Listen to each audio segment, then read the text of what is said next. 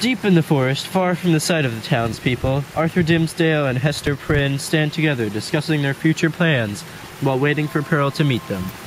Thou wilt love our Pearl dearly. Dost thou not think her beautiful? And see with what natural skill she had made those simple flowers adorn her.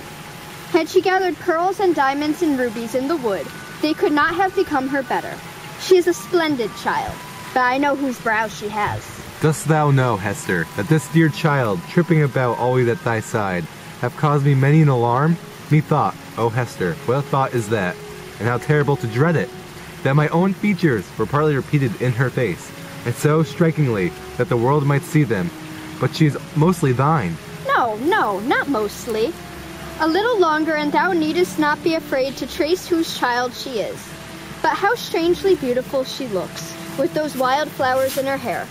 It is as if one of the fairies, whom we left in our dear old England, had decked her out to meet us. The two watched Pearl, the tie that united them, from across the river. The child had forever been the symbol of their dark secret that they had the urge to hide. However, they had hope that after their journey to England, this would change forever.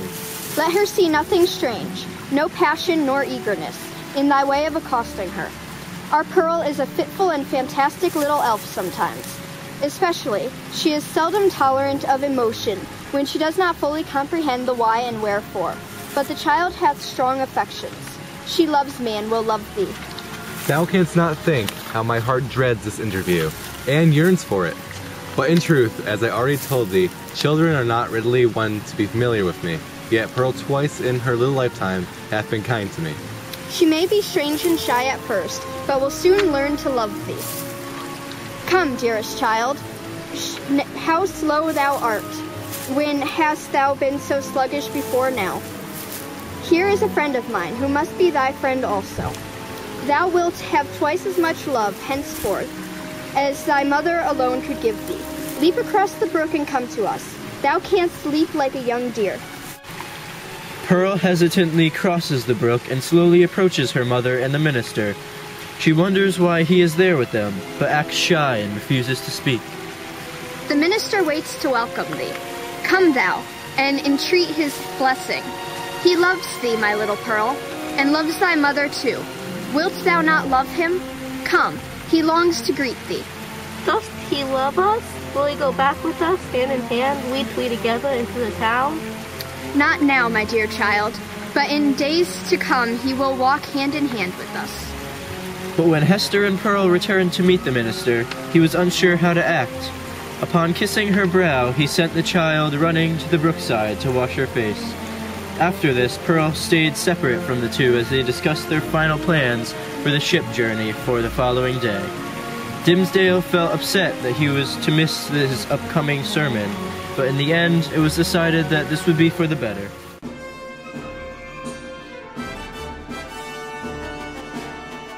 The following day, Hester and Pearl were to meet Dimmesdale on the ship leaving for England late in the day.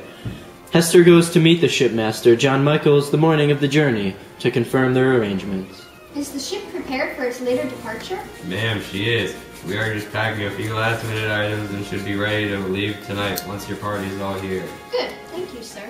Will the master be here tonight, and will he hold up both his hands to me, as when thou left me to him from the brookside? He will be here, child, but thou must not greet him yet, not until we can no longer see the town. The night the minister met Hester and Pearl by the ship and prepared for their departure. However, even once they were securely on the ship, it had refused to leave the dock. Oh, shipmaster. Yes, ma'am? My party has all been put onto the ship with our belongings, yet you have not allowed it to begin its journey. Why would this be? Have you new thoughts on the matter of taking us to England? Not at all, ma'am. It is simply that we are to wait for another passenger to find his way to the ship before departing.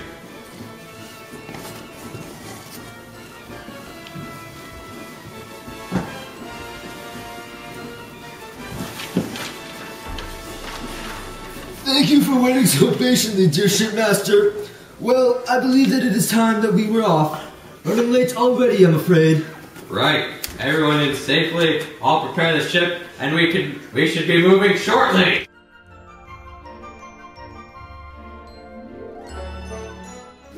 As the winds advanced across the earth, the restored family began its journey back to the old world. Where are we going? And why is he coming with us? My dear Pearl, we are going to a new place with opportunity, where we can live without shame and not separated from society. Why is the minister coming with us? He would not even stand on the scaffold with us, but he will travel across the world with us? Thou just do not understand, young one. This man is very special to both of us in ways you cannot comprehend. He is unknown to me and therefore should not be trusted. Precious Pearl, who is your father? My God, of course. No, you have an earthly father. He loves you very much, but has been forced to keep it unknown. Why? If he loved, he would admit it to everyone. Why would love be a secret? Pearl, I am your father. I have been forced to keep it alive because I was weak. I could not confront my guilt. But I am here for you now and always. I am sorry I was not there for you before. Can you forgive a sinful man like me? Then admit your sin? Come again? Admit your sin to me and the world. Only then will I forgive you. Well,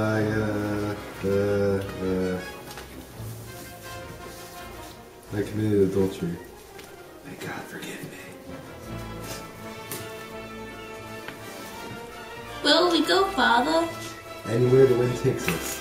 We could leave our old lives behind in the vastness of Europe. God will decide our fate.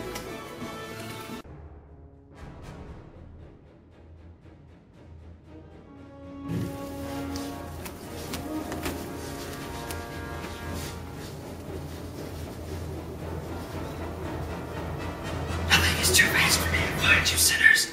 I will follow you to the ends of the earth and back. Hey you! What are you doing? Why, inspecting the ship's company, of course. I must observe how healthy everyone is to compare to later diagnosis. Do you want people to get scurvy on your watch? Do you? Easy, doctor. I'm not questioning your medical techniques, which are quite peculiar. Have you ever examined people for scurvy? A common symptom is a person looking very pale, depressed, and weak. I would suspect the sickly Arthur Dimsdale is in the beginning stages.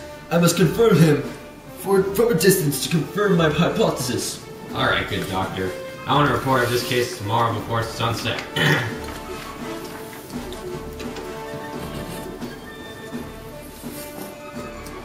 I will get my revenge in this world or the next.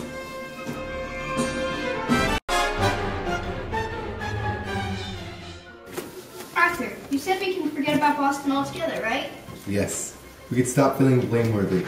I've even stopped grasping my chest. I think I am ready to take off the Scarlet Letter. Do it. Become the real you.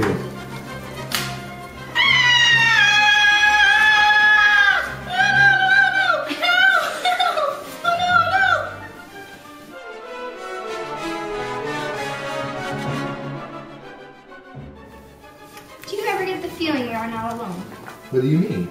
I have a feeling that someone is always watching us.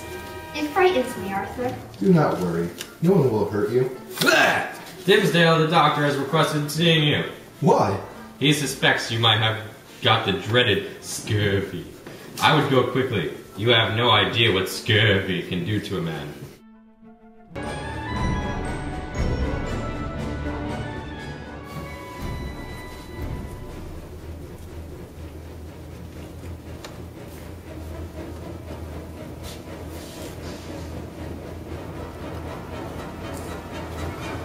Who's that? The one who will be your undoing. The one who will never stop.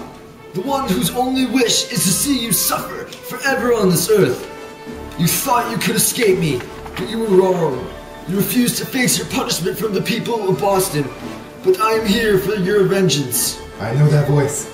It is I, the man who will hunt you across the earth until the day we die. This is impossible. We escaped. You will never escape. I will always be here, plaguing your very existence. I will make the Scarlet Letter do its office. No.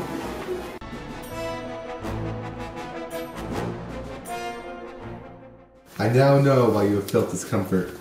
The man possessed by evil has found us. Roger Chillingworth is on this ship. You are lying. not feel guiltless? Why has God forsaken us? Why are you in despair, Father? The devil is on this ship, Pearl. I'm fearful he will never leave. Why not fight him? If you let him push over you, he will follow you. You are right. We will play his game and beat him. We will fight.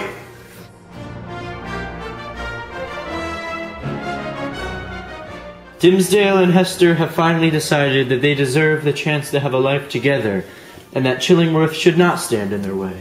I have had enough punishment and disappointment for one lifetime. I have served my time at last. Yes, we deserve a chance to live our lives in peace. You don't control her anymore. Chillingworth begins feeling as if his life has lost its meaning. He tries to fight them back, but is losing strength and confidence. But think of how our Lord will punish you. He is not a forgiving Lord to those who outwardly disobey him. If you accepted your punishment once and for all, he may still have some compassion left to show. We're going to England. There we can know each other in the light of the day, and the sun will not flee from my mother. But we are no longer laughed at or hurt. We are going together. But surely, child, you know not what of you speak. Adults do not forget their sins as easily as with a move, and surely God will never forget it.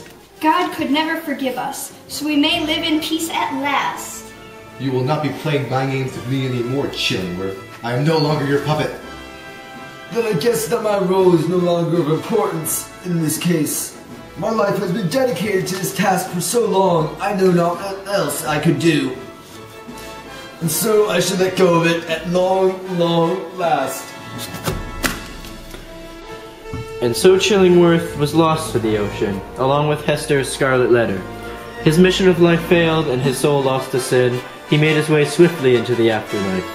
Hester, Pearl, and Dimmesdale reached England safely and lived their lives out together, finally a family. For with England came a chance to feel alive and feel as though you could live without the fear of revenge and sin. And with Chillingworth gone, Dimmesdale and Hester no longer had the need to be reminded of their sin formed from passion. In the end, their lives became quite peaceful, and they soon forgot about the aspersions and guilt from their past. Cliffs of Dover, looking out into space, another channel to cross over.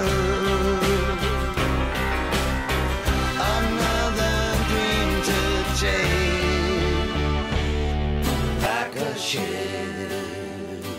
on the sea, her love rolls over me.